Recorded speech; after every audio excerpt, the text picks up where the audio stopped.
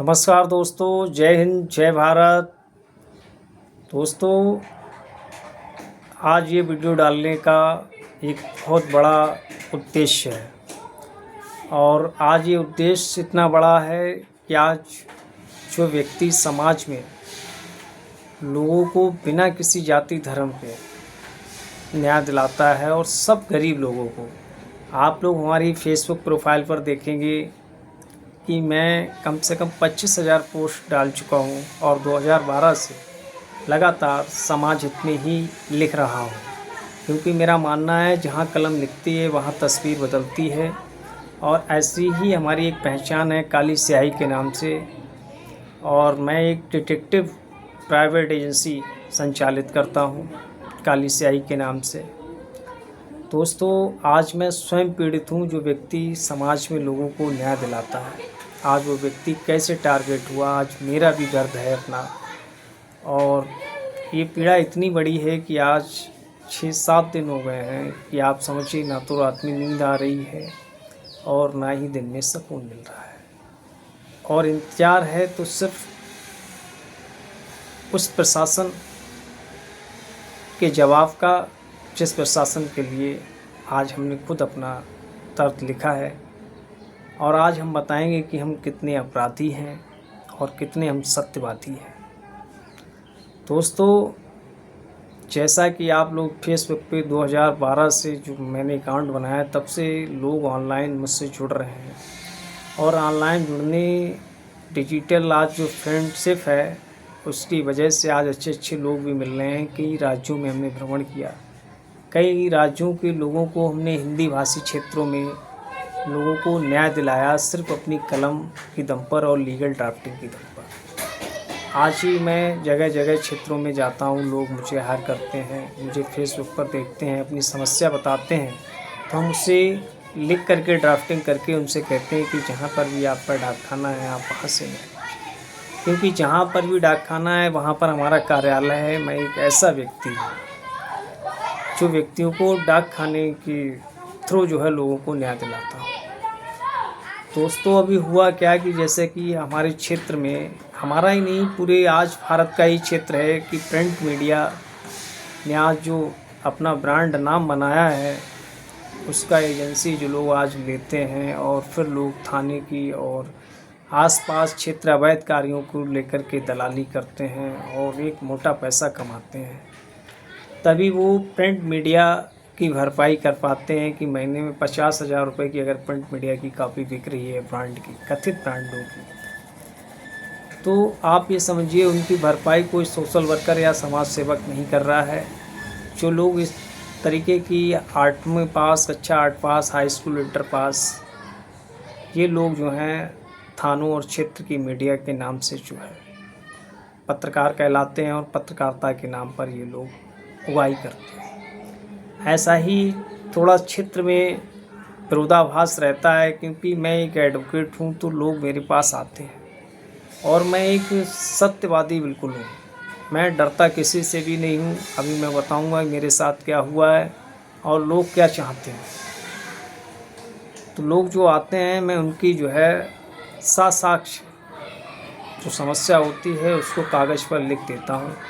जैसा कि मेरा अनुभव और मेरे गुरुओं का कहना है कि कागज़ पे अगर किसी की पीड़ा लिख दी जाती है तो उसको 80% न्याय मिल जाता है, 20% शासन प्रशासन और न्यायालय के बीच में रह जाता है। 80% मैं लोगों को न्याय दिला देता हूँ अपनी कलम की। यही मेरी लीगल पहचान है। तो स्थानीय क्षेत्र में भी कुछ ऐसे प्रिंट मीडिया के हाकर दलाल पत्रकार हैं जो क्षेत्र में खनन माफियाओं से अवैध उगाही करते हैं, और जो लोग अवैध कार्य करते हैं उनसे उनकी खबर छापने और ना छापने का पैसा लेते हैं। दूसरी बात है, थाने में किसी भी पीड़ित का प्रार्थना पत्र आता है तो पक्ष और विपक्ष दोनों से मिलते हैं, दोनों से पैसा लेते हैं, सुनवाई करवाने और ना सुनवाई करवाने के नाम पर पैसा देते हैं। ऐसे ही विरोधाभास थाने में, मैं एक एडवोकेट हूँ, तो मेरे पास जब क्लाइंट आता है जो मुझे बताता है कि साहब ऐसे 5,000 पत्रकार ने ले लिए, सुनवाई होगी थाने में, तुम्हारी रिपोर्ट लिखी जाएगी, 2,000 वहाँ 5,000 होगा जी को दिलवा दिए। इस तरीके की जो उनकी पीड़ा होती है उसको भी मैं कागज़ पर और जन सुनवाई संबंधित अधिकारियों को लिखता हूँ, एक व्यक्ति की पीड़ा। इससे क्या होता है, शासन प्रशासन के जो व्यक्ति बैठे हुए हैं वो लोग क्या करते हैं, वो इस चीज़ से रंजिश मानते हैं, क्योंकि सत्य की आवाज़ उठती है और उनकी शिकायत होती है और उच्च अधिकारियों से होती है। इस तरीके से जो स्थानीय शासन प्रशासन जो क्षेत्र में काम करता है वो ऐसे लोगों को अपना दुश्मन समझते हैं। अब ऐसे ही आप समझिए कि कोई फर्जी अल्ट्रासाउंड सेंटर चला रहा है। जैसा कि आपको बताएं, जब मैं पहली बार पीड़ित हुआ और मुझ पर हर्जन एक्ट लिखवाई गई, उस समय भी हमारा जहाँ पर कार्यालय था वहीं पर एक कार्यालय, एक मेडिकल था और उस मेडिकल के बीच में इधर आगे दुकानों में आकर के, जहाँ मेरे बराबर में मेडिकल वाले माफिया ने अपना अल्ट्रासाउंड सेंटर खोला पार्टनरशिप। उसमें झोला छाप डॉक्टर, एक हड्डी का डॉक्टर था, वो भी उसमें झोला छाप पार्टनर था। इस तरीके से ये लोग लिंग भ्रूण इसकी जांच करने लगे और ग्रामीण क्षेत्रों में जो है लोगों से 10,000 5,000 के नाम पर उगाही करने लगे। ये लोगों की जब शिकायत मेरे पास आई तो मैंने इस चीज़ में जागरूक हुआ, तो कुछ लोगों ने जो था इस चीज़ को आगाह कर दिया अल्ट्रासाउंड वाले को कि देखो मिश्रा जी इस चीज़ को लेकर के साक्ष्य इकट्ठा कर रहे हैं और आपका कंप्लेंट हो सकता है। इससे पहले ही वो व्यक्ति, मैं नहीं जानता, मुझसे 10 किलोमीटर गांव दूर रहता है और मैं नहीं जानता कि वो जाति का हरिजन है, SC/ST में आता है। मुझे तो ये मालूम अल्ट्रासाउंड पे नाम लिखा हुआ भारत अल्ट्रासाउंड। मैंने इसके नाम से सिर्फ खाली साक्ष्य इकट्ठा करना शुरू किया, क्योंकि एक तो फर्जी था ही, लेकिन जो भ्रूण लिंग का साक्ष्य था वो मैं इकट्ठा। इससे पहले ही वो व्यक्ति मेरे कार्यालय में आया और मुझे धमकाया, हर्जन एक्ट लगाने की धमकी दी। मैंने उस चीज़ को लेकर जब प्रार्थना पत्र थाने में सबसे पहले प्रार्थना पत्र दिया तो उसको लेकर स्थानीय ही दलाल लोगों ने समझौता कराया। इन लोगों ने जब समझौता कराया, नहीं माना मैं, तो बहुत सारे लोग नाराज़ भी हुए, लेकिन बाद में जब परिवार पे प्रेशर पड़ा तो मैंने उस चीज़ को वहीं पर छोड़ दिया। हुआ ये कि बाद में 4-6 लोगों ने, 2-3 फर्जी गवाह, फर्जी डॉक्टर मिलकर के जो है, तीनों मिलकर के मेरे खिलाफ़ एक एप्लीकेशन दे दी गई और उसमें जो है एक जाति का OBC और ऐसे गवाह बना करके जो है फर्जी गवाह, उस पर हर्जन एक्ट लिखवा दी गई, जिसके साक्ष्य आज भी मेरे पास हैं। मैं कोर्ट में साबित करूंगा इस चीज़ को लेकर। उसके बाद ही तुरंत ही क्या होता है कि नगर में एक मौलाना फर्जी प्रमाण पत्र बनाता है, जन्म प्रमाण पत्र जालसाजी करता है।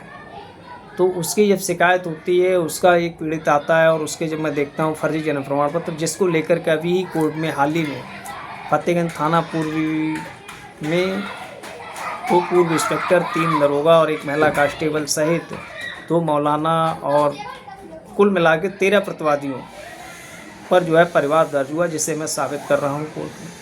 उस मामले में भी स्थानीय दलाल, हाकर, पत्रकार, ये सब मिलकर के जो है मुझे खरीदने की कोशिश करते रहे। जब मैं नहीं, मेरा ईमान बिका, तब इन लोगों ने जो है 1.5 लाख रुपए की दलाली करके मुझ पर एक रंगधारी का झूठा फर्जी मुकदमा लिखवा दिया, जिसे अभी मैंने साबित किया, जिसमें उस रंगधारी झूठे मुकदमे के चक्कर में, उसे छुपाने और बचाने के चक्कर में 7 पुलिसकर्मी भी उसमें दोषी पाए गए, साबित होंगे, जिन पर परिवार दर्ज हुआ। इसको लेकर स्थानीय पुलिस और कैसे आ गई और दलाल कैसे आ गए। अभी एक मुकदमा लिखा गया जिसमें एक ब्राह्मण गरीब बच्चा, जिसका आज तक कभी किसी से झगड़ा नहीं, कोई बुराई नहीं, कोई विवाद नहीं, उस को जो है फर्जी मुकदमे फांस दिया, और वो भी पत्रकारों के 4 गैंगों ने। उसके बाद प्लान बना रहे कि आप 50,000 दीजिए, आपका नाम निकाल दें। वो लड़का मेरे पास आया, उसने मुझसे गुहार की, तो मैंने एक पत्रकार, जो खुद को पत्रकार लिखते हैं, कक्षा 8 पास हैं, मैंने कहा बड़े भैया किसी गरीब को फंसाए अच्छी बात नहीं है, और बहुत प्यार से उनको समझाया। उन्होंने व्हाट्सएप ग्रुप पे मुझ पर अभद्रता की और मुझे माँ बहन की गालियाँ बकना शुरू। फिर मैंने रिकॉर्डिंग पे मतलब फ़ोन लगा के, उन्होंने व्हाट्सएप जब काटा तो मैंने उनको फ़ोन पे कॉल करके इतना कराया कि वो ज़िंदगी भर याद रखेंगे। लेकिन उन्होंने अपनी रंजिश कहाँ मिटाई। उन्होंने रंजिश मिटाई कि उस रिकॉर्डिंग को, ऑडियो रिकॉर्ड को रिकॉर्ड कर लिया और मुझ पर एक मतलब जो है गाली गलौज का एक मुकदमा और लिखवा दिया, यानी 3 मुकदमे उस पर लिखवा दिए। हुआ क्या कि जो दरोगा SI विवेचना कर रहे हैं महोदय जी संजीव गोस्वामी जी।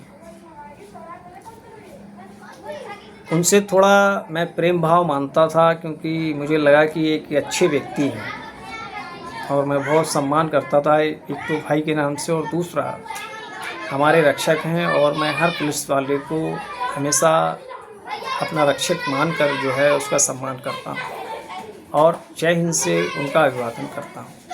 लेकिन मुझ में एक आदत बहुत बुरी है कि मैं कभी भी किसी दलाल पुलिस वाले को ना तो सलाम करता हूँ और ना ही कोई सम्मान करता हूँ।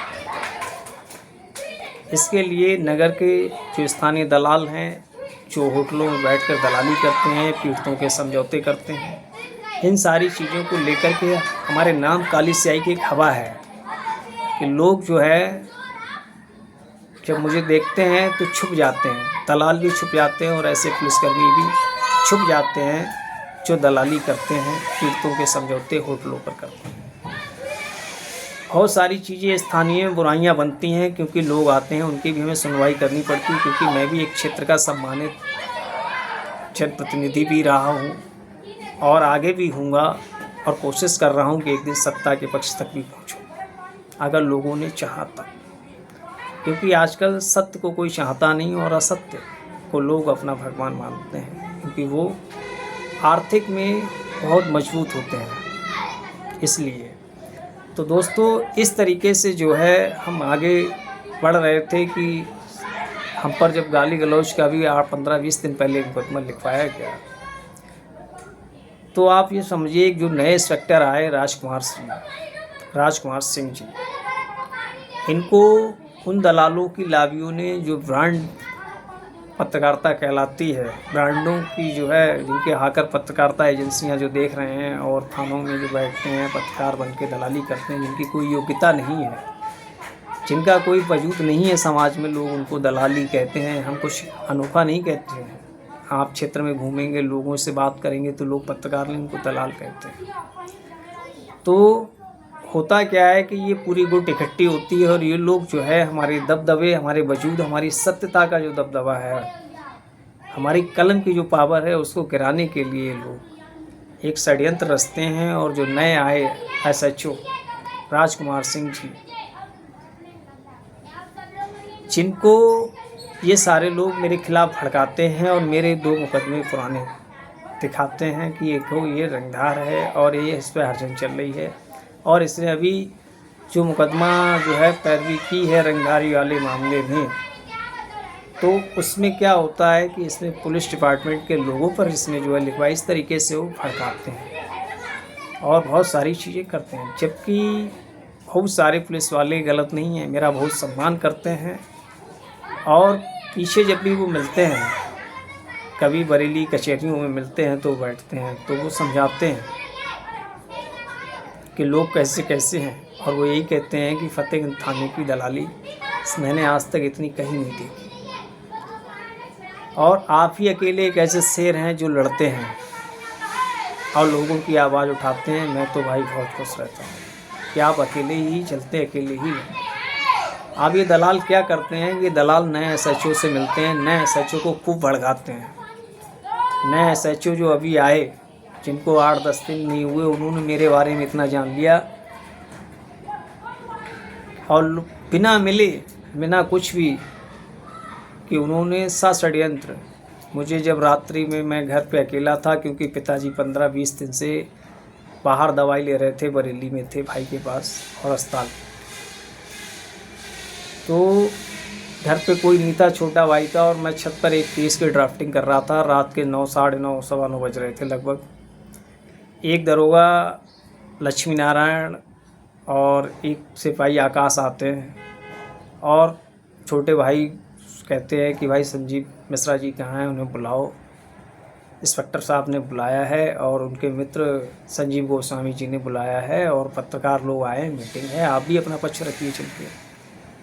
मेरा भाई मुझे बुलाने आता, लेकिन मैं एक डिटेक्टिव व्यक्ति हूँ, मैं समझ जाता हूँ कि मैं टारगेट हो रहा हूँ, तो मैं एक छोटा सा वीडियो उनका आने का और उनके वार्तालाप का रख के चला जाता हूँ घर पे बना के। जैसे ही वो लोग मुझे थाने ले जाते हैं, वो दोनों लोग ही वहाँ से तुरंत गायब हो जाते हैं, क्योंकि षड्यंत्र होता है पूरा। लक्ष्मी नारायण जैसे मैं बहुत अच्छा व्यक्ति समझते थे कि ये युवा हैं, पुलिस डिपार्टमेंट में अच्छा कार्य करते।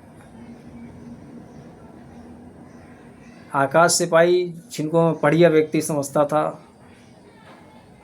कि चलो अच्छे व्यक्ति हैं, ऐसे लोगों ने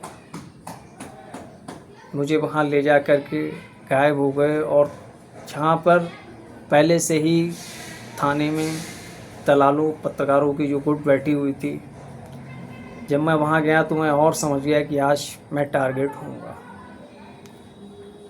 वहाँ पर गोस्वामी जी सामने बैठे हुए, संजीव गोस्वामी जी, मैंने जय हिंद सर बोला, हाय हेलो की, और तुरंत ही वो भी गायब हो गए। 2-4 सिपाही नए लड़के रंगूट आए हुए वो खड़े हुए थे, जिन्हें मैं नहीं जानता, वो मुझे नहीं जानते। एक नौकर जैसे लोगों ने पहले से ही शराब पिला रखी थी, उस व्यक्ति ने अचानक आके मेरे थप्पड़ मारा और मेरा चश्मा अलग जाके गिरा। वो व्यक्ति मुझ पर लिपट पड़ा, मैं संभल पाता इससे पहले ही तो मुझ पर लिपट पड़ा और उसने मेरे साथ मारपीट की। दलाल पत्रकार जो मुझे चलाते हैं वो सब देखते रहे, क्योंकि उनका ही षड्यंत्र था। इंस्पेक्टर साहब जब निकल कर आए तो मैंने उनसे गुहार लगाई कि साहब देखिए, ये आपके थाने में इतने लोग खड़े हैं, कोई बचा नहीं रहा, एक नौकर आपका मेरे साथ ऐसी बदतमीजी कर रहा है। इंस्पेक्टर ने इतनी बदतमीजी दिखाई, राजकुमार सिंह जी ने, जिन्होंने मुझ पर तुरंत हाथ चलाया और मुझे गंदी गालियाँ दी और मेरी विकलांगता को बहुत बुरा भला कहा और मुझे हवालात में बंद कर दिया। रात भर मुझे बैठा के रखा और सुबह मेरा चालान करके मुझे जेल भेज दिया। दोस्तों, ये अभद्रता, ये आत्मसम्मान और ये स्वाभिमान जो आप लोगों ने गिराया, इससे ना मैं टूटा हूँ, ना मैं हारा हूँ, ना मैं थका हूँ और ना ही मैं झुका हूँ। हाँ, ये सच कह रहा हूँ कि एक नई क्रांति को आप लोगों ने जन्म दिया है और उस क्रांति की ज्वाला में आप लोग जलेंगे और भस्म हो जाएंगे। आप लोगों का वजूद ख़त्म होगा और 100% होगा।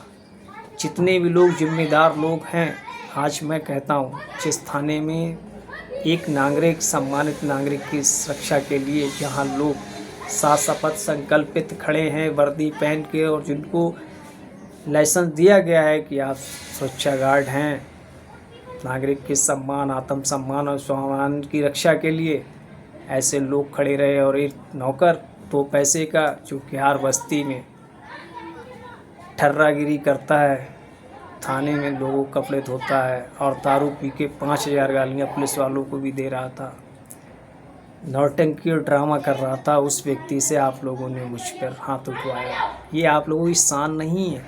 आप अगर मर्द थे, आप में अगर कलेजा था, तो आप मुझे चौराहे पर मारते, मेरा मर्डर करा देते।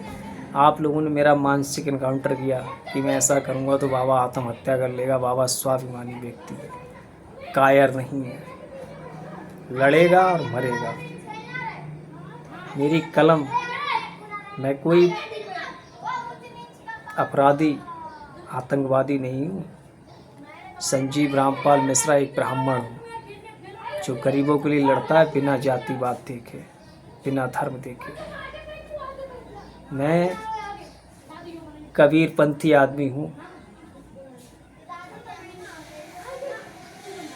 आप लोगों को इसका जवाब देना पड़ेगा। 7 दिन 6 दिन हो गए हैं, मैंने भोजन ग्रहण नहीं किया है, सही से पानी नहीं पिया है, और मैं अपनी कलम की ताकत पे सभी उच्च अधिकारियों, शासन प्रशासन को मैंने अवगत कराया है कि मेरे साथ क्या हुआ। और इसका जवाब अगर शासन प्रशासन ने नहीं दिया और थाने के अंदर जितने भी लोग मौजूद थे ड्यूटी पर, अपना कर्तव्य नहीं निभाए, एक दिव्यांग व्यक्ति पर एक नौकर से हाथ चलवाया, वो भी थाने के अंदर, और सभी देखते रह गए। इनको वर्दी पहनने का कोई अधिकार नहीं है। ये कोर्ट न्यायालय में भी साबित करूँगा और समाज में भी साबित करूँगा, ये पूरी दुनिया देखेगी। आज मैं आप लोगों से इस वीडियो के माध्यम से अपील करता हूं कि पुलिस प्रशासन से जितने लोग भी प्रताड़ित हो, वो इस वीडियो को ज़्यादा से ज़्यादा शेयर करें और इस क्रांतिकारी कलम के सिपाही के साथ खड़े हों। ये सिपाही, इसकी कलम, इसकी विचारधारा को कोई मिटा नहीं सकता। ज़्यादा से ज़्यादा करेंगे आप जेल भेज देंगे। आपको इनकाउंटर करने की अथॉरिटी नहीं है। मैं अपराधी नहीं हूँ। मैंने कोई हथियार नहीं उठाया है। मेरा हथियार मेरी कलम है और मैं उसे उठाऊँगा और मुझ प्रशासन के दुर्व्यवहार के प्रति जरूर चलाऊँगा। और मैंने इस वीडियो के माध्यम से मैं बता रहा हूँ कि मैंने प्रशासन को अवगत कराया कि जल्द से जल्द अगर इस मामले पर कठोर कार्रवाई नहीं की गई संबंधित लोगों पर, तो मैं सच कह रहा हूँ कि मैं पहले अनशन करूँगा पुलिस प्रशासन के दुर्व्यवहार को लेकर के, और न्यायालय में भी खड़ा होऊंगा आपके इस दुर्व्यवहार को लेकर के। SHO साहब मुझसे कह रहे थे कि तू वकील ले जा, मैंने तेरी सब नेतागिरी, तेरी बेइज्जती इतनी कर दी है कि तू करा देना जो भी मुझ मुकदमा। 20 साल देखता रहूँगा नंबर आएगा। ये नंबर आने वाले नहीं हैं। अब तो वही होगा जो न्यायालय करेगी और जल्द से जल्द होगा, क्योंकि इस न्यायालय पर मुझे भरोसा है। इसीलिए मैं शांत बैठा इस कलम और आपको लिखे जवाब का इंतज़ार ले रहा हूँ। और उन दलालों से कह रहा हूँ, स्थानीय दलालों से जिन्होंने ये षड्यंत्र रचा है, उनसे कह रहा हूँ ये शेर ना हारा है, ना थका है और ना टूटा है। इस शेर के अंदर सवा शेर पैदा हो गया है। मैं दिव्यांग नहीं हूँ, मैंने 1000 बार कहा था। शरीर से दिव्यांग हूँ, विचार से, दिमाग से। ध्यान रखना, तुम्हारी हस्तियाँ बदल दूंगा। तुम लोगों ने जो मुझ साथ किया है ना, मुझे आज आत्महत्या के कगार छोड़ दिया। मेरे परिवार को बहुत दुख हुआ। मेरी समाज में तुम लोगों ने जो थाने में एक नौकर पे वो वीडियो बनाई ना, और जो आज व्यक्तिगत दिखा रहे हो, तुम अपनी शान दिखा रहे हो। तुम्हारी शान नहीं, छिछोरापन है, छिछोरापन। सूर छिनरियन के नहीं उपजते हैं, ये ध्यान रखना। और ना ही पतिव्रता मोल बेकाती है। जिंदगी के हालात समझना, क्योंकि ये युद्ध का मैदान है। यहाँ क्रांत और विक्रांत है। आप जैसे लोगों को दलाली का राज नहीं चलने देंगे। संजीव रामपाल मिश्रा कभी नहीं हारा है। जो लोग ये समझते हो कि संजीव हार गए, संजीव जेल जाकर भी नहीं हारेगा, क्योंकि संजीव तभी हारेगा जिस दिन संजीव आप जैसे लोगों का हिसाब पूरा नहीं कर पाएगा, उस दिन संजीव हारेगा। क्योंकि ये मेरी व्यक्तिगत लड़ाई नहीं, ये मेरे समाज की लड़ाई है। क्योंकि आप लोग समाज को खोखला कर रहे हैं और मैं आपको समाज को खोखला नहीं करने दूँगा। बताइए, पत्रकारिता कर रहे हैं, फर्जी लैब चला रहे हैं, झूला छाप डॉक्टरों पर अपना दबाव बनाए हैं कि आपकी खबर छापेंगे, नहीं छापेंगे। आप जो भी आए उसका ब्लड टेस्ट करिए और मेरे लैब पर भेजिए। 500-700 रुपये में आप ब्लड टेस्ट कर रहे हैं हर व्यक्ति का। झोला छाप के भी कमीशन बांध दी है, वो बंद कर दिए हैं।